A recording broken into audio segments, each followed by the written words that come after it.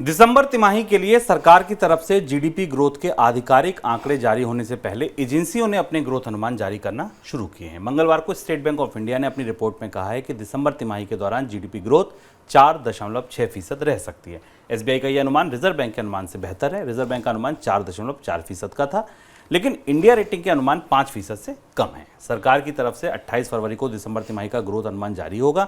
उधर rating agency India ratings ने वित्त वर्ष 23-24 के लिए भी ग्रोथ अनुमान जारी किया और अनुमान 5.9% रहने की उम्मीद लगाई है। सर, पहला सवाल तीसरी तिमाही पर, जो तिमाही गुजर गई जिसके आंकड़े 28 को आने हैं, क्यों वहां लगातार अनुमान गिरते जा रहे हैं आर्थिक विकास दर के? ढेर सारे आंकड़े हैं हमारे पास, पिछली तिमाही, अगली तिमाही, आने वाली तिमाही, अगला साल, बहुत सारे आंकड़े हैं। और क्योंकि जीडीपी के आंकड़े हमें थोड़ा विलंब से मिलते हैं तो साल खत्म होने जा रहा है, तो अब तीसरी तिमाही के यानी साल की तीसरी तिमाही के आंकड़े हमारे सामने हैं।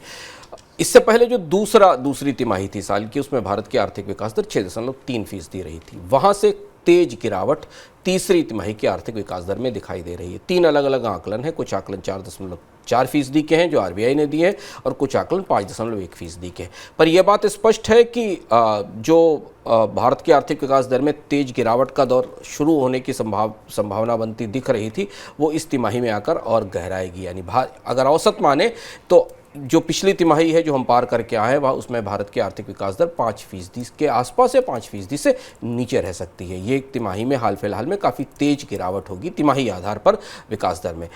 एसबीआई रिसर्च का जो आकलन आया है, वो उस आकलन के आधार पर एसबीआई रिसर्च अपने हाई फ्रिक्वेंसी इंडिकेटर्स के आधार पर उनका एक न्यूरल नेटवर्क है जिसके आधार पर वो आकलन करते हैं। उस आकलन में प्रमुख तौर पर वो 3-4 महत्वपूर्ण चीज़ों का आधार बनाते हैं, जिनके आधार पर कंपनियों के ऑर्डर बुक को समझने की कोशिश की जाती है, उनके निवेश की योजनाओं को समझने की कोशिश की जाती, बाजार में मांग को देखने की कोशिश की जाती, और उस आधार पर 4.6% की आर्थिक विकास दर तीसरी तिमाही के दौरान आकलन किया गया है। इसके बाद अगले साल की परिस्थितियों को देखें, और आरबीआई ये कह चुका था कि ये साल 2022-23 का साल बाद की 2 तिमाहियों में काफ़ी चुनौतीपूर्ण होता जाएगा। यानी इसके बाद जो अगली तिमाही होगी उसमें आर्थिक विकास दर में और कमजोरी या इसी के आसपास की कमज़ोर विकास दर रहने की संभावना है। इससे अगले साल का जो 2024 के साल का जो बेस है, जिसका आधार है, वो तैयार हो रहा है। और इसलिए आपको याद होगा कि जब इकोनॉमिक सर्वे आया था तो सरकार ने माना था कि अगले साल यानी अगले वित्त वर्ष में भारत की आर्थिक विकास दर 3 साल में न्यूनतम स्तर पर रहने वाली है। सर, अब ये तो बात हो गई तीसरी तिमाही की। अगर हम मौजूदा तिमाही की बात करें, इस साल की चौथी तिमाही की या अगले वित्त वर्ष की बात करें, तो अनुमान कैसे? दोनों परिस्थितियों में चौथी तिमाही में रिजर्व बैंक के आकलन है, बाकी एजेंसियों के आकलन भी यही कि चौथी तिमाही में आर्थिक विकास दर में थोड़ी और ज़्यादा गिरावट दिखाई देगी, क्योंकि अब एक ढलान दिखाई दे रही है। अगले साल के आकलन तो और भी ज़्यादा चुनौतीपूर्ण है, जैसे कि आज इंडिया रेटिंग्स का आकलन अगले साल 5.1% के आसपास का आया।